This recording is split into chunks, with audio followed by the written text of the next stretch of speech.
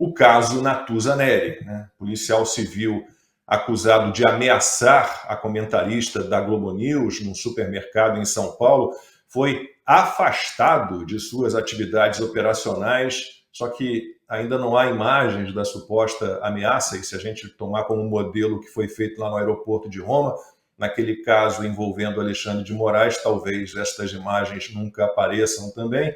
E aí, mesmo assim, mesmo sem depoimento de testemunhas, pelo menos que a gente tenha visto, não teve nada divulgado, sem as imagens, o ministro Gilmar Mendes do STF usou as redes sociais para afirmar que o ataque sofrido por Natuza Neri, em razão do simples exercício diário de seu ofício, exige pronta resposta do poder público, em especial dos órgãos de persecução penal.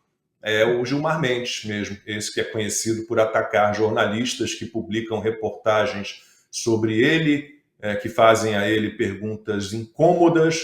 Ele, por exemplo, já mandou um jornalista da Folha de São Paulo enfiar, peço desculpas se houver aí crianças na sala, enfiar uma pergunta na bunda. E esse não foi um episódio isolado, não.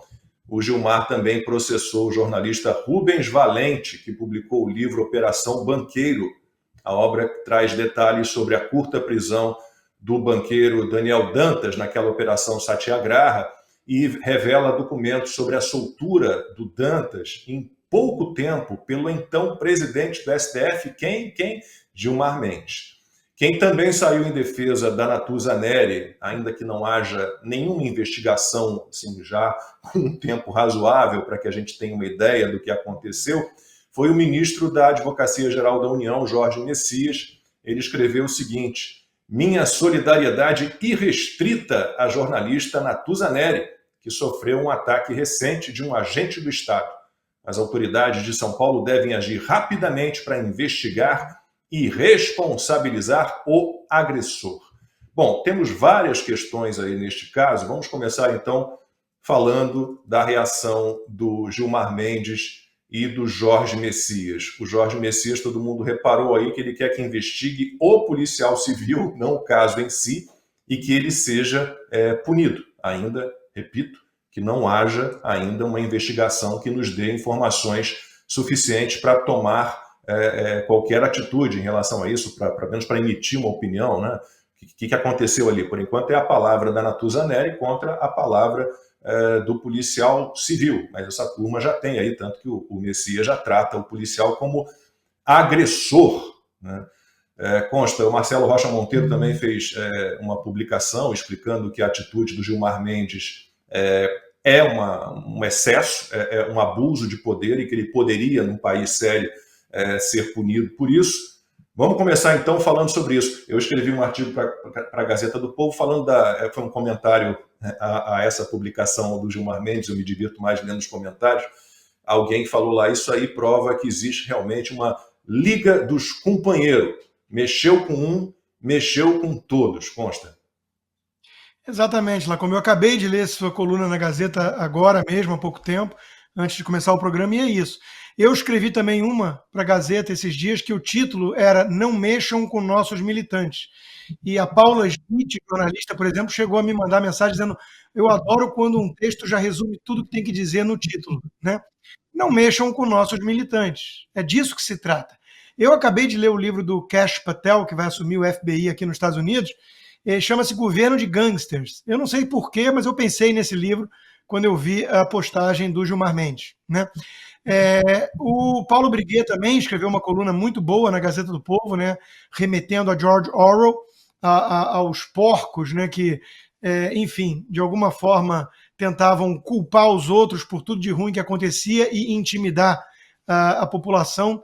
E eu acho, Lacombe, que tem muitas coisas que a gente pode falar desse episódio, né? Uma delas que eu não quero deixar passar batido aqui é que ainda bem que tem muito brasileiro atento ao absurdo que foi isso, né? Porque o perigo de viver num lugar como o Brasil hoje em dia, totalmente insalubre, tóxico para quem tem apreço pelas liberdades, é que você vai normalizando o absurdo e você está quase ali num sonho, num filme meio de ficção, num livro de surrealismo do Garcia Marques, né? você já não sabe mais o que é verdade ou não, se aconteceu mesmo dessa forma ou não, porque é algo muito difícil de acreditar. Quer dizer, um bate-boca de supermercado entre uma jornalista e um policial civil de folga virou assunto para a AGU e um ministro decano do STF se manifestarem cobrando prontas medidas de julgamento sumário, né, e punição exemplar para o meliante que abusou do poder do Estado para atacar o jornalismo. Né? Leia-se Globo, né? A Natuza Neri é o símbolo do jornalismo no Brasil. Aliás, parênteses, descobrimos então pelo menos uma das fontes da turma da Globo News, que fica sempre rindo até, né, ao vivo com ministros do Supremo papeando, zapeando com eles. Então o Gilmar Mendes Natuza pelo menos já formou uma liga aí, né? O que eles querem com isso, Lacombe, para mim está muito claro, né? Criar uma espiral de silêncio para intimidar a população, porque eles deram um golpe quase perfeito, né? Com a ajuda da CIA, do governo Biden, na timeline, na revista que você é parceiro, a Ludmilla escreveu um texto muito bom disso, remetendo a uma entrevista do Mike Benz ao Joe Rogan, né? Há uma confissão de que houve ali a interferência da própria CIA e o Alexandre de Moraes foi um instrumento para isso.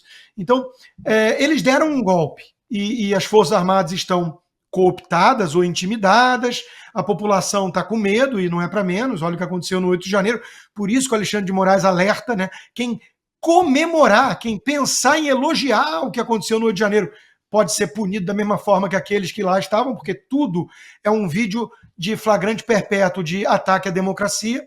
Então eles criaram um golpe perfeito, o Congresso foi frouxo, não tem outra palavra, foi cúmplice na figura do próprio Rodrigo Pacheco e também do Lira, e estamos nessa situação hoje, em que as pessoas baterem boca ou criticarem o trabalho de militantes cúmplices dos golpistas na imprensa, você pode ter sua vida destruída. Para que eles fazem isso, Lacombe? Para não haver nenhum tipo de reação, de resistência, porque o poder eles já têm.